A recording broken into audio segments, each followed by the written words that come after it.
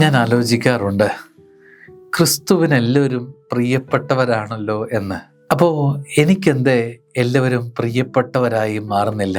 അവന് എല്ലാവരും പ്രിയരാണ്. ലൂക്കാ സുവിശേഷം 15 അധ്യായം 1 ചുങ്കക്കാരും പാപികളുമെല്ലാം അവൻ്റെ വാക്ക് കേൾക്കാൻ അടുത്തു വന്നുകൊണ്ടിരുന്നു. ഒരു നോർമൽ പ്രൊസീജിയറാണിത്. ഒരു പ്രത്യേക കാലഘട്ടത്തിലല്ല, ചുങ്കക്കാരും പാപികളുമെല്ലാം അവൻ്റെ വാക്കുകൾ കേൾക്കാൻ അടുത്ത് വന്നുകൊണ്ടേയിരിക്കുകയാണ്. അവനിലുള്ള ആകർഷണം അതാണ്. ക്രിസ്തുവിൻ്റെ ലാവണ്യം അതാണ്. ചുങ്കക്കാരും പാപികളും. സ്നേഹമുള്ളവരെ, മാറ്റി നിർത്തിയവരൊക്കെ, എൻ്റെ സ്നേഹം അതിൽ ചേർത്ത് നിർത്തിയവരൊക്കെ ക്രിസ്തുവിന് പ്രിയപ്പെട്ടവരാണെന്ന് പറയുമ്പോൾ, സ്നേഹമുള്ളവരെ, അത് തന്നെ എൻ്റെ ശിക്ഷാവിധിക്ക് കാരണമാകും.